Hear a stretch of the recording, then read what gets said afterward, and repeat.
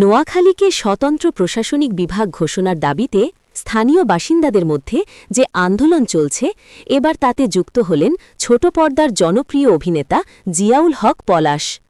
নোয়াখালীর সোনাইমুড়ি উপজেলার কালিকাপুর গ্রামের বাসিন্দা হিসেবে কাবিলা খ্যাত এই অভিনেতা নোয়াখালীকে বিভাগ হিসেবে ঘোষণার দাবি জানিয়েছেন। বুধবার ৮ অক্টোবর রাতে নিজের ভেরিফাইড ফেসবুক পেজে একটি পোস্টের মাধ্যমে অভিনেতা পলাশ এই দাবি উত্থাপন করেন। তিনি লিখেছেন, নোয়াখালী বিভাগ চাই, লাউড অ্যান্ড ক্লিয়ার। পোস্টটি দ্রুত সামাজিক মাধ্যমে ছড়িয়ে পড়ে এবং ব্যাপক সাড়া ফেলে। এখন পর্যন্ত বৃহস্পতিবার ৯ অক্টোবর পর্যন্ত পোস্টটি ১৫০০-এর বেশি বার শেয়ার হয়েছে এবং ১১,৫০০ কমেন্ট ও ৭০,০০০ লাইক পেয়েছে। গত কিছুদিন ধরে নোয়াখালী জেলার বিভিন্ন উপজেলায় নোয়াখালীকে বিভাগ ঘোষণার দাবিতে বিক্ষোভ সমাবেশ এবং সড়ক অবরোধের মতো কর্মসূচি পালন করছেন স্থানীয় বাসিন্দারা। অভিনেতার এই পোস্ট সেই চলমান দাবির প্রতি সমর্থন যোগ করল।